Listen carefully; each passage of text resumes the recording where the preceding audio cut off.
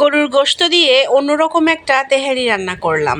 আসসালামু আলাইকুম বন্ধুরা, আজকে তেহারি রান্না করেছি, তবে গরুর গোশত দিয়ে একটু অন্যরকমভাবে রান্না করেছি। প্রথমেই একটা প্যানে দিয়ে দিয়েছি বেশ খানিকটা পেঁয়াজ। আমি 1 কাপ পরিমাণ পেঁয়াজ নিয়েছি, তার সাথে দিয়েছি 8 থেকে 10টা কাঁচামরিচ। তেল দিয়েছি সয়াবিন তেল, এবং তেলের পরিমাপ ছিল প্রায় 4 টেবিল চামচ, এবং বড় বড় আলু টুকরো করে একসাথে ভেজে নিচ্ছি। এখন অ্যাড করে দিলাম 1.5 চামচ পরিমাণ লবণ। লবণটা আমি গোশত এবং আলু এর পরিমাণে দিব। এরপর একে একে বাকি মশলাগুলো অ্যাড করব। প্রথমেই অ্যাড করে দিচ্ছি হলুদ, 1.5 চামচ পরিমাণ হলুদ। তারপরে অ্যাড করে দিব মরিচের গুঁড়া। মরিচের গুঁড়াও আমি 1.5 চামচ পরিমাণ দিব। আমি গোশত নিয়েছি মোটামুটি 1.5 কেজি পরিমাণ। এখন অ্যাড করে দিলাম দারচিনি এলাচের গুঁড়া, এবং খুব ভালোভাবে কষিয়ে নিচ্ছি। একটু কষিয়ে নিয়েই সাথে সাথে অ্যাড করে দিব বাটা মশলাগুলো। বাটা মশলাগুলোর মধ্যে থাকছে প্রথমেই পেঁয়াজ বাটা আমি দিয়েছি প্রায় 2 টেবিল চামচ। এখানে বোঝা যাচ্ছে না, কেননা এটা বরফ হয়ে আছে। আর তারপর অ্যাড করে দিয়েছি রসুন বাটাও আমি 2 টেবিল চামচ পরিমাণ অ্যাড করেছি। তারপরে অ্যাড করে দিয়েছি আদা বাটা আমি 2 বারে অ্যাড করেছি। গরুর গোশত রান্নার সময় রসুন বাটা এবং আদা বাটা একই সমান পরিমাণে দিতে হয়। রসুন বাটা আমি 2 টেবিল চামচ পরিমাণ দিয়েছি, তাই আদা বাটাও 2 টেবিল চামচ পরিমাণ দিয়েছি। আর অ্যাড করে দিয়েছি সাথে 1.5 চামচ পরিমাণ জিরা বাটা। তারপরে পানি দিয়ে খুব ভালো করে মশলাগুলো কষিয়ে নিয়েছি। মশলাগুলো একটু কষে আসলে তার সাথে অ্যাড করে দিয়েছি ধুয়ে রাখা গোশতগুলো ধিমা আঁচে খুব ভালোভাবে কষিয়ে নিব। আর তারপরে পরিমাণ মতো পানি দিব। দিয়ে আমি প্রেসার কুকারের ঢাকনাটা আটকে 2 থেকে 3টা সিটি দিয়ে নিব। আমি গোশতটা আগে থেকে ম্যারিনেট করিনি, তাই প্রেসার কুকারে রান্না করছি, যাতে খুব তাড়াতাড়ি এই গোশতটা আমি রান্না করে ফেলতে পারি। গোশতটা খুব সুন্দরভাবে রান্না হয়ে গেলে তেহারিটা খেতেও খুব মজা হয়। আসলে গোশতটা রান্না এবং গোশতের মশলা দেওয়া সব কিছুর সাথেই নির্ভর করে তেহারি রান্নার স্বাদ। আমি এখনও টক দই ব্যবহার করিনি, কেননা আজকে আমি বাটার মিল্ক ব্যবহার করব। আর গোশতের সাথে আর এটা দিব না, এটা একেবারে যখন আমি চালে পানি দিব তখনই বাটার মিল্কটা অ্যাড করে দিব। তেহারি রান্নার জন্য আমি একটা বড় প্যানে তেল এবং সাথে কিছু শুকনো মশলা দিয়ে দিয়েছি ফোড়নে।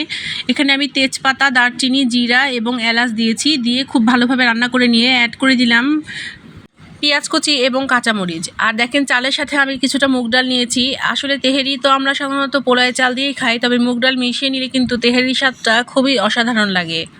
1 কেজি পোলাও চালের সাথে আমি 1/2 কেজি পরিমাণ মুগ ডাল নিয়েছি, এবং তা খুব ভালোভাবে ধুয়ে পানি ঝরিয়ে নিয়েছি। এখন আমার পেঁয়াজটা ভাজা হয়ে গিয়েছে, তাই আমি পেঁয়াজের সাথে এই চালগুলো এখন অ্যাড করে দিলাম।